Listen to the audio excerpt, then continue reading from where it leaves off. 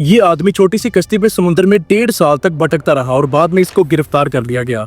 होजे Salvador अल्वरिंगा, जो Mexico के शहर कोस्टा अजुल में अपनी फैमिली के साथ रहता था। पेशे से ये एक मछेरा था जो मछलियां पकड़ अपनी फैमिली का पेट पालता था। बट इस पे एक ऐसा वक्त आया, ये इतनी मछलियां नहीं पकड़ पाता था कि अपनी फैमिली का पेट पाल सके, तो इसने समुद्र के 70 किलोमीटर अंदर जाके मछलियां पकड़ने का प्लान बनाया।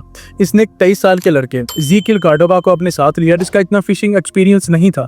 कश्ती ली और अपने मिशन पे निकल गया।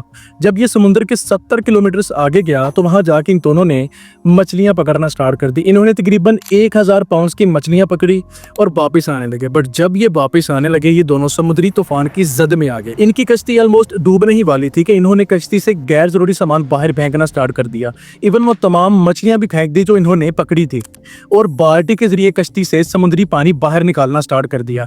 ये तूफान 2 दिन तक रहा। जब ये तूफान थमा तो समुद्री लहरें इनकी कश्ती को तकरीबन 80 किलोमीटर से भी आगे लेके जा चुकी थी।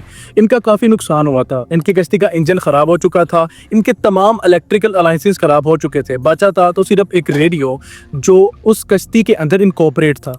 होजे ने उस रेडियो से अपने बॉस से राब्ता कर उसको सारी सिचुएशन बताई। उसके बॉस को इन दोनों की लोकेशन का नहीं पता था, जिसकी वजह से उसका इन्हें ढूंढना बहुत ही मुश्किल था। अब इनकी कश्ती को समुद्री लहरें अपने साथ बहाती लेके जा रही हैं। सर्वाइवल का कोई चांस नहीं। इनके घंटे दिनों में और दिन हफ्तों में गुजर रहे हैं। इनका खाना खत्म हो चुका था तो इन्होंने समुद्री परिंदों और मछलियों को कच्चा खाना स्टार्ट कर दिया, और पानी की जगह ये अपना पेशाब पीते और समुद्री कछुओं का लहू पीते, और जब बारिश आती तो ये पानी कलेक्ट कर उससे गुजारा करते।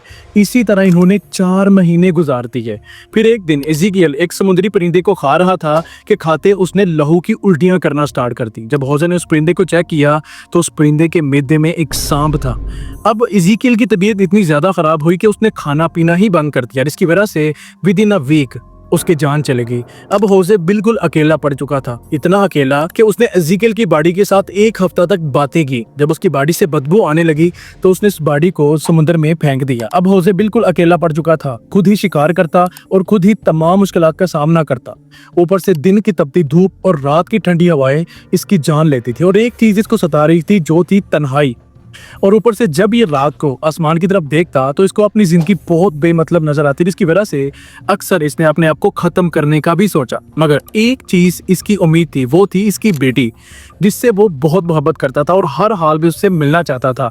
इसी उम्मीद में इसने 1.5 साल गुजार दिए। इस दौरान कई कार्गो शिप इसके पास से गुजरे, बट इसने उनकी अटेंशन के लिए बड़ी कोशिशें की, बट नाकाम रहा।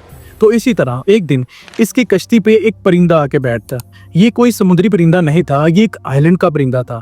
इससे इसको अंदाजा हो गया कि इर्द गिर्द कोई आइलैंड है। जब इसने इर्द